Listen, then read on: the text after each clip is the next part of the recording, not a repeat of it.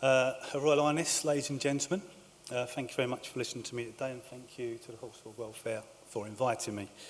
I'm standing here after listening to what's going on, and I feel like I'm standing here as the accused.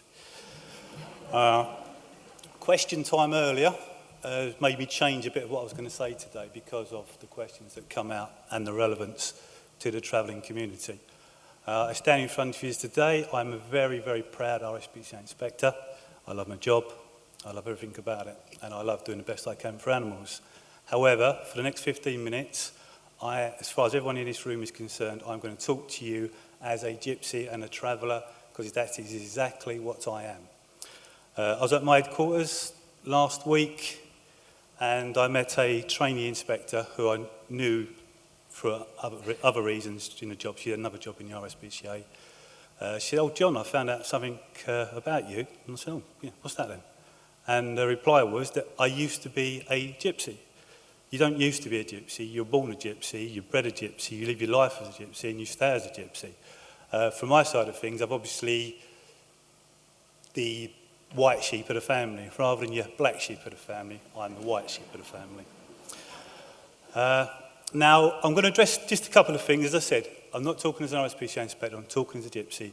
The 5 questions, I made notes, I was scribbling away what was going on, which I thought was very good. I've never been to question time before. Very impressed with that. Gypsies on the National. How they fit into the National, they absolutely love the National. It's one time a year when everyone bets, I was in the army for a while, which I've ended up here. I used to come home and leave, nearly every time when the National was on, I'd be putting lots of bets on. When a couple of the horses died, they would then turncoat and say how terrible it all was. So they're very two-faced as well, travellers. We like it our way. Breeding, absolutely guilty as charged. We just breed indiscriminately. And if anyone has got a mare of any kind, whether it be a pony, colt, anything big, any mares at all, they will be put in foal. Fillies will be put in foal year-old if you can get them foal, because it's the money side of things, which I will run by again. Training, yes, Will. Squaring up, Will said. Yes, when we break in horses, to say we're forceful is to put it mildly. We break horses in 3-4 days, literally, that are good to go, to be sold on as a ride and drive. It's that forceful with the training. I witnessed this as a youngster, and sadly I took part of it because I didn't know any different. But as I've grown older, I obviously realised it wasn't the right way to go.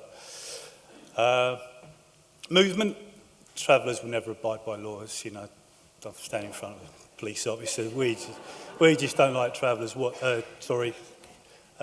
police whatsoever.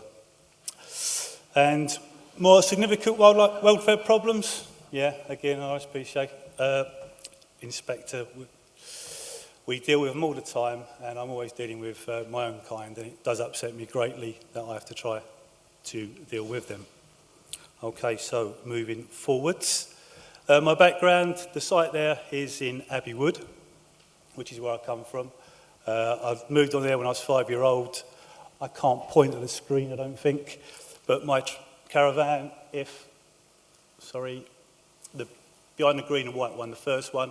The second one was where my aunt lived. The Tourer on the right is where I lived when I come home on leave, and that got blown over during the winds of the late 80s. Family culture. Obviously, very much travellers, it's us against yous. It's us v gorgers. I'll jump a bit to gorgers. Travellers declare every single person, no matter what race, what creed, what anything, if they're not travellers, they are gorgers. They're not racist in that kind, but they're racist to almost to everyone. They don't realise it, but they are. They just hate anyone who's not a gypsy. It's that simple and straightforward. Attitude to horses. Now, I say this, I'm saying about how we are with horses. Gypsies have a mystical presence about horses. We just seem to have a horse. How we look after it is the problem. But every gypsy I know and come across, they all want to own a horse. And obviously from the days in the early 80s, late 70s, when I looked after horses, and I had horses, my family had horses, there was more area to tether them, to use. There's not much area left, which is why I think some of the problems are occurring now. They still want to keep horses, but the places are not available to keep the horses. How we feel about wider society. We try to avoid, if possible, at all costs, gorges. It's very hard for us to mix. And the law. Now, I was grown up not to look at a police officer. We call them gathers, that's what they're called, and they are the absolute enemy. And the point of that is, this is the point where we struggle as travellers. We're not normal. We don't behave ourselves like normal people. We are a law unto ourselves, you know. And I'm saying that as a traveller. There's lots of people who can't say it. I can say it because I am a traveller. We do look after us. Some people do look after horses really well, but lots of us don't. So that's where I come from. I was there in the mid-70s. How did I end up an RSPCA inspector? I look a bit fat in that photograph. Right, okay. Now, as a kid growing up, all I did was breaking horses, hair course, and be involved in other things I shouldn't have been doing. Schooling wasn't a priority. We didn't go to school. However, I was naturally quite inquisitive, and I used to take our dogs to PDSA in them days. I used to take all the dogs up. I used to get washed for mange for all the site. I was always into the animals. I was a real animal lover at the end. Now, I also like playing football. Travellers don't play football. It's a gorgeous sport. You know, we don't do things like that. We do hard things that make us all hard and nasty and mean and confrontational. But I like playing football, which I was a bit of so therefore, I got to know, we travelled around from the age of, I can remember 6. We'd be travelling around the country. We would go to Epsom, and Bruff Scott's a hero to all travellers, by the way. ITV7 on a Saturday was, you had to get your little battery telly, you'd plug it in and you'd do the ITV7 with Bruff in front of it. So it was a big honour for me today, side note. We used to travel the country, mainly southern England, fruit picking. I'm sure those who know that fruit picking doesn't exist anymore, and if it does, it's immigrants tend to the only ones who are willing to do it anymore. Travellers don't do it anymore, sadly, and that's how I was brought up. When I got to the age of 16, I decided I wanted to stay on the previous slide, the Abbeywood site. So I had a caravan. I didn't want to travel anymore. I wanted to play football. I was quite happy participating and making friends with gorges. I had decent mates. And I just wanted a bit of stability. And I didn't want to get locked up, which was always the name of the game, how long you could avoid being locked up. I was grabbed a couple of times. In them days, the police were not quite as friendly as they are these days. In them days, it was much more rough. They knew you was a gypsy, they'd got you. And they'd try and get you for something. It was as simple as that. Lots of spot checks and lots of strip searches when I was growing up. I couldn't get a normal job. I got a job in a scrapyard and I couldn't get a normal job. And the reason I couldn't get a normal job was I had no national insurance number. So I was, so then I went down to the job centre, because that's what I was told by the employees I was trying to employ me. And they said, go to the job centre. They then sent me to the army. Said if you sign up for the army, they will give you one. Obviously, I wasn't the most intelligent person, not the most savvy around things like that. And I have noticed my old commanding officers in the audience. It took me a while to realise. I knew. But my old commanding officer in the audience, I didn't see that one coming, sir. So to cut a long story short, I joined the army. They pushed me, because I was 6 foot, into the 1st Battalion Grenadier Guards. And that's where I started to educate myself, started to learn things, started to write. And that's where I got my base to work from, a national insurance number. I came out, I joined the TA almost immediately, and I then spent right up to 98 in the TA. When I was in the TA, I was away most of the time. But my base has always come from Grenadier Guards, and Royal Highness, I was in the Queen's Company, which I was very proud of. I then decided I was getting a bit too old to throw myself, jump out of planes and all the lovely things I was doing. I was getting a bit old, a bit creaky. What could I do? I love animals. I decided I'd become a farrier. Started a farrier's course. I did a lot of work in Knightsbridge with the household cavalry. However, I couldn't get an apprenticeship because of my age and I didn't have the money. We trained at Plumpton, and at Plumpton College, I come across the RSPCA doing their training. Asked them some questions. Drove to Horsham, where the old headquarters was. They gave me a form, filled it in. They had the decency to contact me, which I don't normally do, to be fair. So they did do a little bit more for me. So they're very interested because of my background. However, I had to prove I could complete the course, as in the knowledge and the law. So I went to night school while I was in the TA, which was quite a laugh because I was jumping to foreign countries on exercise 6 weeks with a burden full of textbooks. So I could pass me GCSEs, which gladly I did. And here today I stand before you as a fully fledged RSPCA inspector. I pay me taxes, and I'm a very proud gypsy. Okay, right, moving on. Relevance of horses to travellers. I tried to say it earlier.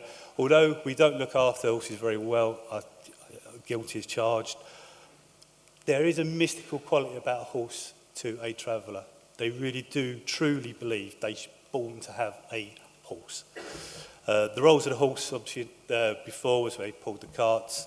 Now, value, if you've got good horses, there's not many travellers that don't pay taxes in general. I ain't counting for all, but I'd say 95% don't pay any taxes. A lot of their money is held in new motors, new caravans, and good quality horses. So if they're earning any money for any reason, they will buy horses with that money. Status. Again, travellers are quite proud, believe it or not. You see them, when they've got all the bits and pieces outside, looking a mess at the side of the road. They can be quite proud, and status is a big thing. There's two ways to have status in the travelling community. One is to have good quality horses, be known to breed good quality horses, and secondly is being able to have a fight, which, again, is peculiar to us. Tradition, again, every traveller, just part of tradition, they feel we should have horses, and they feel they deserve to have horses and actually have a right to have horses, which obviously I argue with all the time. I put bereavement on here because what a lot of happens, we get like this, I'll come to it later, but I'm running out of time, is fly grazing. What can happen is a member of the family who's got 3 or 4 horses will die. They can't decide who's going to have them horses, so they leave them in situ, wherever they are. And as far as we're concerned, they don't see it cruel if they just die in that field. They've got this misguided feeling that they've given them their life, they've got their life, they're in the field, all horses should be in the wild anyway. And they will not give them much treatment. So a lot of the stuff we get, some of it, is because people have died. The horses have left on, they've carried on breeding, other people throw colts into the field, they keep getting foal, and then we end up with 40 or 50 horses in a field, which no one really wants to claim responsibility for. And as completely been highlighted earlier, there's nowhere to put them. All the charities, we've got nowhere to put them. So that's the relevance to travellers. How they care, good quality horses, well looked after generally, and if someone falls in hard times, they try and get rid of them. Poor quality horses, colts, they're just left to their own devices a lot of the time, or they will try to get rid of a good horse and a couple of the bad horses in having a deal. Obviously, travellers like dealing, so if they can do that, that's all very good. Tethering, I grew up tethering. I was tethering horses from 5-year-old, 7, 8 at a time. I used to move in the morning, move them at night. Some did, some didn't. The quality of tethering is terrible. When I first, you got to remember, I had the gap between being a traveller, or amateur traveller. I left the site, I joined the army, which I was disowned originally. I used to go back, visit them, and I didn't really come across the tethering until I come back to the RSPCA, because I had no dealings with the horses again. And the tethering is just appalling. When we tethered, there was swivels at the neck, swivels at the foot, every 8-foot chain had a swivel. Now we're lucky to get a chain on them. So the tethering is appalling, absolutely appalling. Obviously, the use in the old days was, because they used to pull in places, it was somewhere to keep the horses close, it was safety for the horses. To make good use of small bits of ground for grazing, again, if you've only got a little bit with no fences, they could tether. It's a good way of quieting horses down. I know it's not nice, but if you do it properly, and there is a way of doing it properly, it's a quick way to quieten horses down. Fly grazing. It's a good picture that's been put on there with fly grazing. they will use any bit of land. They're not interested. Even if they know someone owns the land, they're quite happy to dump 10 horses on the land because they know they're going to get 3-4 months before, if they're unlucky, get forced off it. Because a lot of the time, they're not even forced off it, they're on it for months. So we will take advantage of situations, I'm afraid. It's in our nature. We always like to come out on top. Right, welfare challenges. There's a reason I've put this on there. The reason I've put this on there is there's been 2 programmes. There's been Big Fat Gypsy Wedding, which I've been on everywhere. It is a joke. I find it embarrassing. To be fair, it's mainly about Irish travellers. It's not about English travellers. It's mainly Irish. And I don't know how to let them do it to them. Now, these 2 photos here come from a film, I don't know how many people saw it, a documentary called Gypsy Blood. If anyone's not seen Gypsy Blood and they want to know how travellers are, how we're brought up and how we are made to be, and it is part of our thing, they must watch Gypsy Blood. So I've never seen a more true programme of gypsies. It is absolutely spot on. Everything they did in there, I actually felt sad watching it because as I was watching it, I was reflecting to how I was brought up as a kid. You've got to fight everybody, you've got to argue with everybody, you've got to have this, you've got to have that, you've got to be aggressive. And as these kids show, using the words, again, go back to Will, bless him, earlier, he said square up. Well, that's squaring up in travellers' terms. That's how you square up. When you square up someone, you square up someone, or frame up. Addressing the challenges, really, we discussed it all day, and everything's been said. There's an undercurrent of travellers connected to nearly everything that has been said today, and it's so true. Addressing the challenges, charities. Recently, the RSPCA, to be fair, we have stepped up with the horse sales, Appleby in particular. We now have dedicated equine officers, the whole team up there, and we're getting on top of it. I've spoke to, obviously I still go and see my family if there's weddings or funerals. I go down and see them, or if someone's ill, I go and see them. And I do talk to them about all these things. And my family now haven't been to Appleby for 10 years. The reason being, they said it's more of a show for outsiders than it is. You get a couple of flash Harrys tip up with a couple of trotting horses. But in my days, it was much better, much more controlled, and a lot smaller. There's been fairs all around the country. They're getting less and less. They are doing some underground at the moment. The best thing for charities to do is try to get amongst them early before we find the welfare problems. Would be thing. We could have discussions on this for weeks, I think. In my community, we've had the RSPCA along with Horsewood Welfare and Red Wings. They've been doing passports and worming. They've been doing really good things. But the problem is, we will just take that all day long from you. You know, come worm our horses. You know, come give us our passports. We will take and take and take, sadly. But we're not very good at giving. You know, so how are we going to change that mentality? You know, is open to. 5 minutes left. Communities, sorry, I did say for 20 minutes wasn't really enough. Communities, sadly, the only people who engage genuinely with travellers, apart from a few charities and obviously the police, engage as often as they can, got the manpower for. Lucky enough, they've not always got the manpower. So, the only people who really engage with us are the wrong types. It's the criminal fraternity who engage with travellers, and that's an ongoing thing. As I say, so for communities to work with travellers, it's really hard because the only people who are brave enough to approach travellers are criminals. Full stop. You know, it's your bad uns. Enforcement agencies, again, they're never ever going to cooperate with the police, ever in 100 years. They will try and cooperate with us a bit because they know we're not the police. But as soon as you turn up a police officer, everything changes. So enforcement agencies, government and the law. I think one thing that could be done from a government point of view, I've got my soapbox here, they need more permanent sites. If there was more permanent sites, they wouldn't be travelling so much. The thing is, there's not many permanent sites, so therefore they're travelling and pulling up anyway. They're buying small plots of land all over the show, where at least if they had proper sites, council run, like my site was, Abbey Wood, when I was a kid, it was the biggest legal site in the country. No, we did travel, but we only travelled on farms. It wasn't a nuisance. The only travelling we did, we had a holiday, we had 2 weeks holiday a year. We used to go to Epsom Downs, where we watched a derby. And in between the weekend and the derby, there'd be about 20 fights to prove who was the top boy. And lots of gambling, they liked the coins, and they liked the races. As soon as the derby was finished, we would look up, we would drive to Peterborough, we'd stay in a lay-by at Peterborough overnight. Next morning, we'd be up, Scotch Corner, and on to Appleby. We'd spend a week at Appleby, back to Norfolk, Kent, in my case, but travels all different places, and that's where we would go. So I think we need, my community, the travellers, we need some hard sites that we can stay on. If not, they're going to keep carrying on. The law, we've got to enforce the law. We don't enforce the law enough because we haven't got the resources. We shy away from taking 80 horses because we know they're probably going to go up the chimney, bless them.